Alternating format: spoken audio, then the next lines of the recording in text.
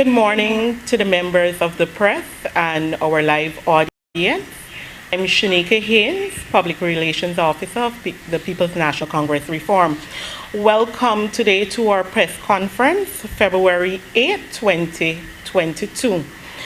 Today with me in the press conference, our panel will be, from my right, Honorable Sherwood Wade Holder, the Chairman of the People's National Congress Reform, Leader of the People's National Congress Reform, Mr. Aubrey Compton Norton, and to his right, the General Secretary of the People's National Reform, Ms. Geeta Chandan Edmond. Welcome. As is customary, our statement will be read, and this will be done today in two parts, first by our chairman and then the GS. After which, as is customary, the media will ask their questions. I will ask that you indicate by raising of your hands, and you will state the media house you're from and your name. We will go ahead with the press statement. Mr. Sherwood Holder. Thank you, Shanika. Good morning, members of the media and your listening audience. A clean voters list is critical to democracy. The People's National Congress Reform has noted that in Budget 2022, the government has allocated funds for the holding of local government elections this year. Unfortunately, the allocation does not cater for a plan to clean the voters list. The PNCR wishes to emphasize that free and fair elections presuppose a voters list that is clean and has the confidence of the Guyanese people. We do not believe that continuous registration can clean the voters list and restore the confidence of the people of Guyana. In this regard, the PNCR wishes to place on record that we do not envisage a free and fair election without a clean voters list. It is the desire of the PNCR to participate in both local government elections and general and regional elections with an accurate voters list that is acceptable to all stakeholders. GCOM must therefore commit to producing a voters list that is clean in the time for the next local government elections. To this end, the party intends to shortly hold discussions with its coalition partners, and secondly, to seek a meeting with GCOM. At that meeting, the party will clearly articulate its position on the above demands and will work with all stakeholders to ensure that all the contentions are addressed and resolved, paving the way for credible elections. The PNCR is adamant that this must form the basis of any serious engagement with the government.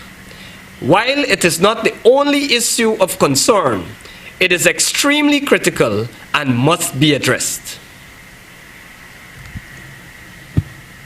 We'll have the second part of the press release read by the General Secretary of the party. Thank you very much, Shanika. Good day to all of you who are joining us. I will now deal with the aspect of the statement that deals with the Guyana Police Force abuse of power. The People's National Congress Reform has received numerous complaints about elements in the Guyana Police Force abusing their power. They are wrongfully detaining citizens of Guyana for 72 hours without reasonable cause or suspicion that they have committed a crime. During our outreach work in Regions 4, 7, and 10, citizens have complained to us, and they've complained bitterly, that they are being incarcerated for 72 hours at the whims and fancies of policemen rather than in keeping with any law. I'll give you an example. During our outreach in Bartica, cases have been identified where the police are operating as a law unto themselves. They're violating the rights of the citizens of Bartica by locking them up for 72 hours in cases where the law does not apply. In another case, it is alleged that 2 persons were brought to the Sparendam police station for wounding each other. The family of one of the accused complained that the police set one of the accused free and kept the other in the lockups. And then they proceeded to indicate that it was the police prerogative to do so. And from our evidence and our investigation, this is a clear case of police discrimination and abuse of power. In other cases, many have complained that poor people are being harassed and incarcerated by the police at the behest of the rich and the powerful. The PNCR wishes, and we place this on record, we wish to call on the Commissioner of Police to end this discrimination and the abuse of power. The citizens of Linden are also complaining about the discrimination and the abuse of power by elements in the Guyana Police Force. Many Lindeners, the PNCR and the wider Guyanese population were concerned that the rule of law is not being upheld, and as a nation, we are returning to the lawless state of affairs that existed between 1992 and 2015. While we believe that there are some elements of the Guyana Police Force who are abusing their power, it should not be overlooked. It should not be overlooked by anyone that the regions in which this discrimination and abuse of powers are at their peak are those that were won by the APNU AFC.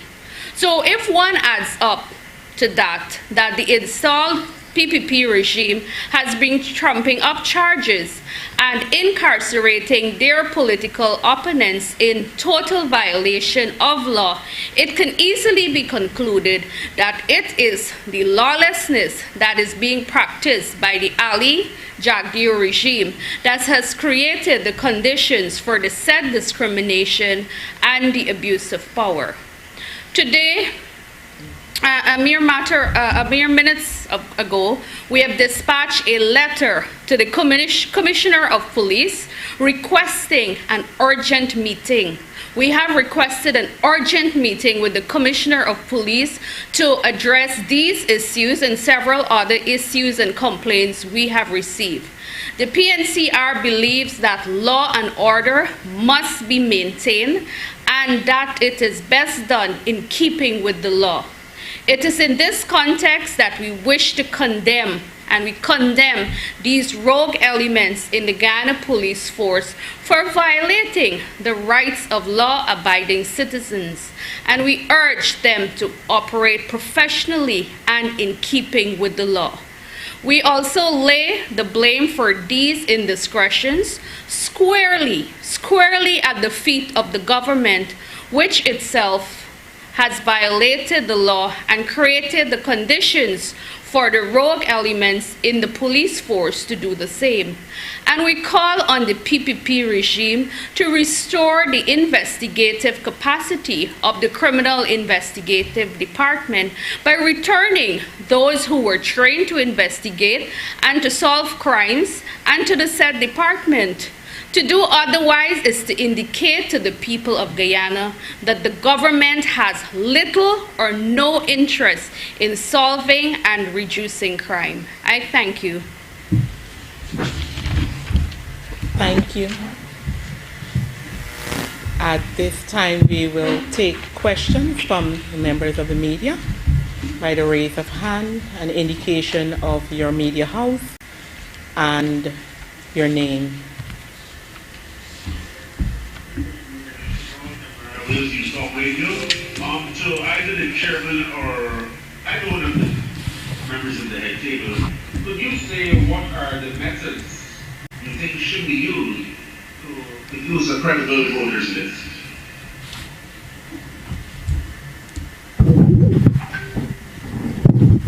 Well, there are a number of methods that can be used. There are provisions that exist to remove people who have migrated. There are measures that can be taken to remove the dead. And importantly, house-to-house registration can play a critical role. But we prefer, when we engage the Elections Commission, to address these issues. Do you have, like, preferences which you think, like an order of preference, which you think should be used? When we see it as being engaging the commission, and we do not want to prejudice that engagement. What we will do is speak with the commission on our thinking, and then we have to discuss and arrive at conclusions. I do not want to go down the road of saying this one is preferred or that one is preferred. Okay. Mr. Norton, please pardon me. You mentioned the first one, but I did not get it clearly. Could you please repeat it? I mentioned You meant of the three options, the first one I did not get. You said removing the dead and house-to-house registration, but there's a number one that you mentioned which I did not hear. I think I said, one, there are mechanisms to remove the dead. There are also mechanisms to remove those who have migrated, those who have left the country. And there is also an option of house-to-house registration, which could contribute to a clean voters list. Okay.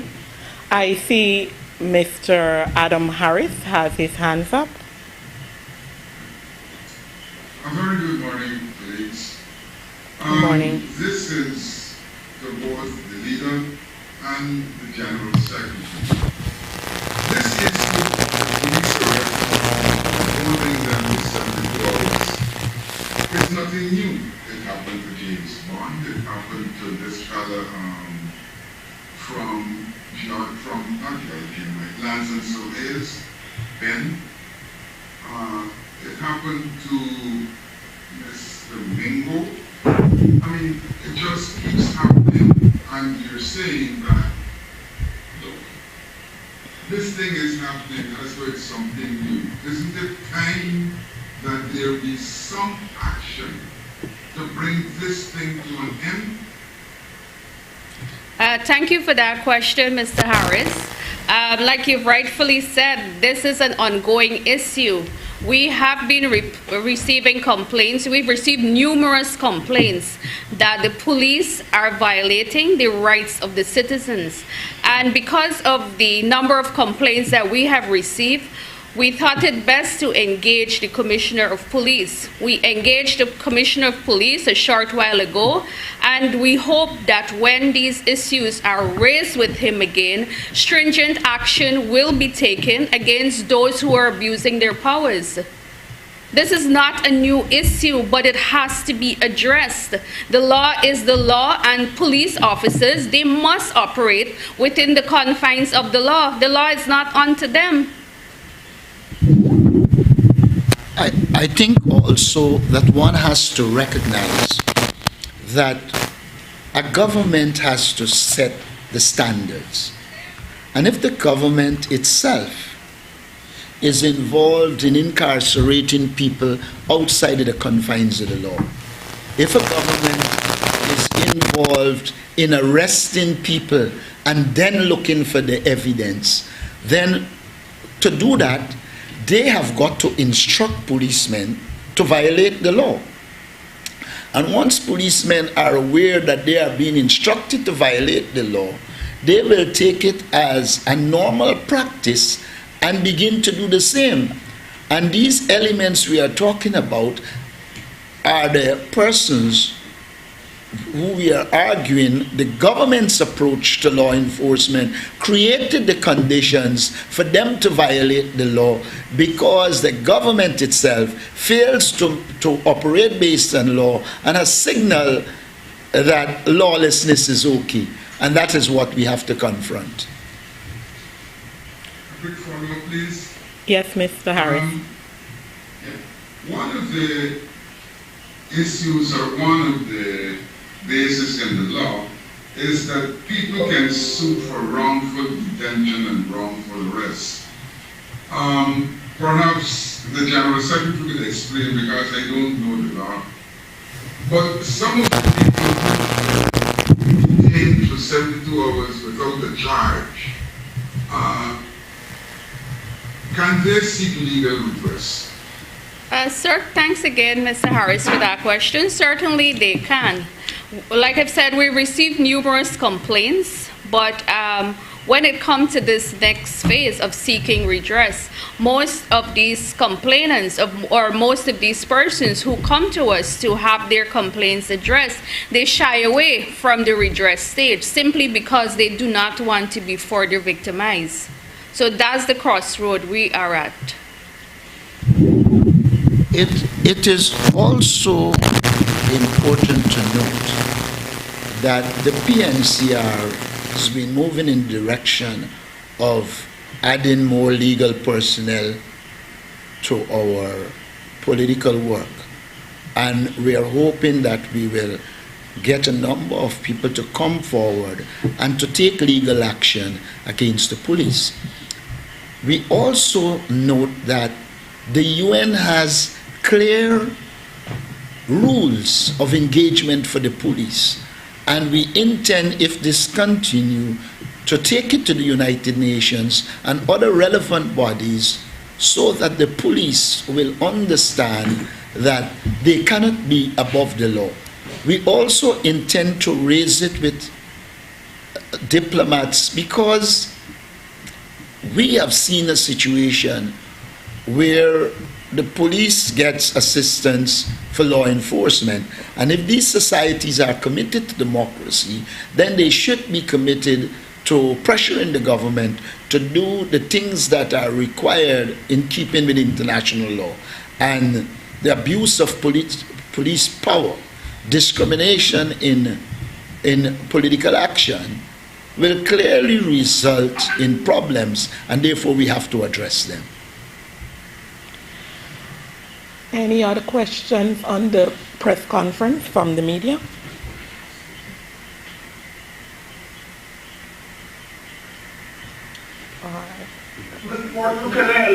Can I ask you, sir, in the context of the cleansing of the voters list, what do you believe had gone wrong in the past? Because at least two of these methodologies have been used in the past for the removal of migrants and the removal of dead persons with the involvement of the General Registrar's Office.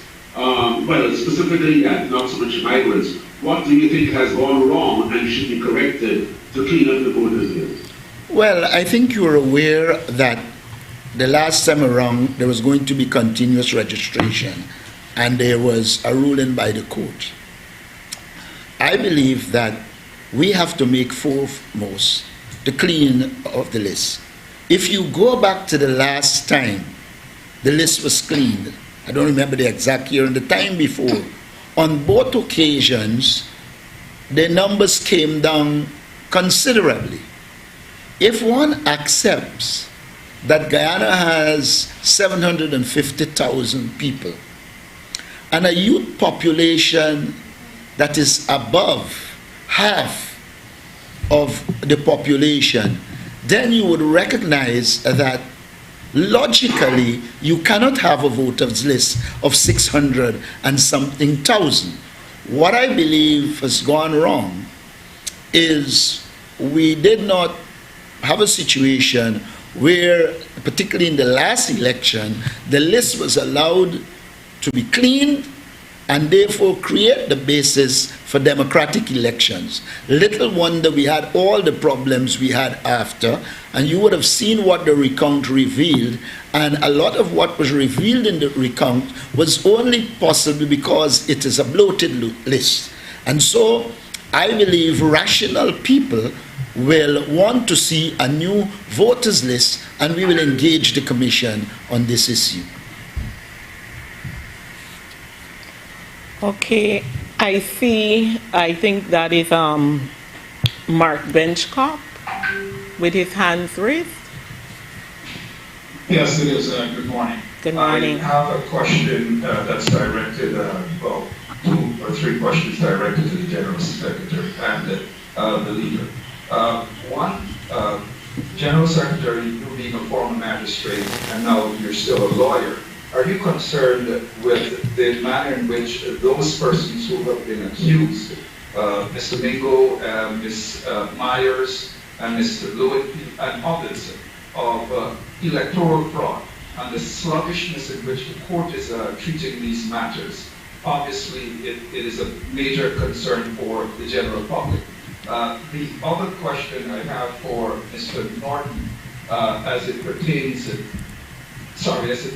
to the meager amount that's being allocated to the leader of the opposition's office, an amount that one man who sits now in a propaganda office is making the same amount that is Ramson Jr.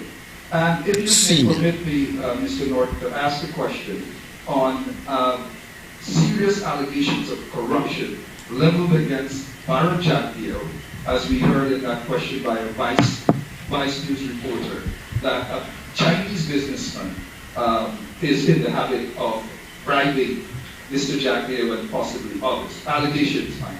Your take, sir. I think we will finish up with the questions in regard to the press statement, Ms. Gita, and then we will go on to the questions posed by Mr. Benchcock in regards to the other issues. All right. Thank you, Mark. Thank you, Mark. Once there are breaches and there are violations of the rule of law, it will always be a matter of concern for us.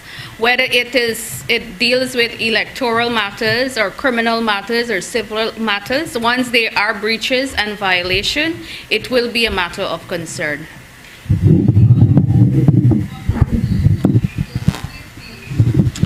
Now, you asked the first question to me is the question of the cutting of the budget of the office of the leader of the opposition. First of all, as I understand it, the budget should have been prepared by the office of the leader of the opposition and then presented for consideration. I recall that the government has refused to allow that process to occur. And so the very idea of them not allowing the leader of the opposition to present its budget and then it be addressed suggests that they have bad intentions. Secondly, I think one has to see it in the context of the PPP attempts to dominate and control everything in Guyana. It's a manifestation of a dictatorial government. They do not believe that the opposition should play a role. And even if they're playing a role, they want to control that role. And so I see them reducing the sum as an attempt to limit the activities of the opposition so that they can get a free hand and they will not be scrutinized for the corruption that they are involved in and for the abuses of power. So, in my opinion, it's a clear manifestation that the government is undemocratic and they are not disposed to effective opposition, even though they try to suggest that they want opposition. I see it in the context of them seeking to control and dominate and to virtually drown out any voice that opposes the People's Progressive Party.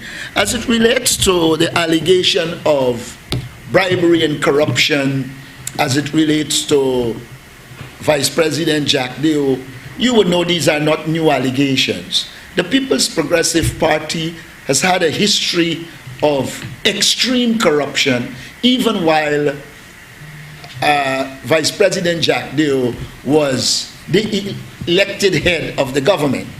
Now that he is the de facto head, one can understand the continuation. Now, it is expected that he will say no to these allegations. But I have long thrown out option for the vice president. He can take his assets, put it against his earnings in the ways normal citizens have to do to get loans from the bank, etc. And if he does that and can establish that the wealth he has is above board and not in contravention of law, then that will help to put these allegations to sleep. But on the mere face value of it, when you look at the wealth of the PPP elite, family and friends, you see underpinning it corruption. I also would like to call on the Guyana Police Force to investigate the allegation. It is law enforcement's responsibility to, when allegations of this nature are made, they should investigate. The question of whether the government will allow them to investigate should not arise, because constitutionally they are the Guyana Police Force, they are the law enforcement agency, and it should follow ipso facto that they should be allowed to investigate and to say to the Guyanese public what the reality is.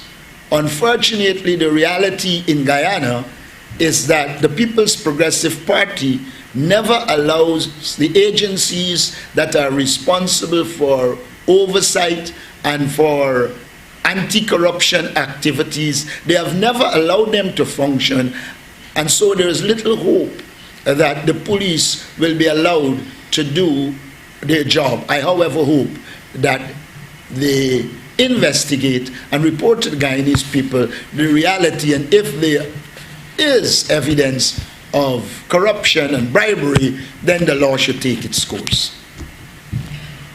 Mr. Benchcop, I see your hand is still raised. Do you have a follow-up question? Oh, sorry about that. Okay. I forgot to remove my hand, but I will still ask another question quickly. And this is directed to Mr. Norton. It has to do with the Mr. Mark Phillips, who said that whoever is the opposition leader, and I suppose he was directing that to Mr. Aubrey Norton, that the opposition leader would have to first, before meeting any representative of the regime, would have to accept the legitimacy of the regime.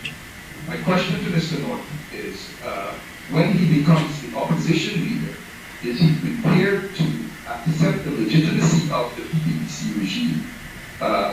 And that's, I think I had another question, but... While you think I can answer. First, it is evident to me that Mark Phillips doesn't have a voice in the People's Progressive Party.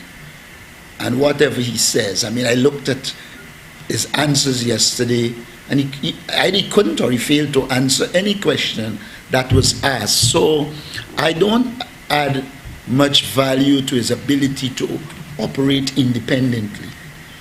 And therefore I will deal with what he would have said as an instruction from his bosses.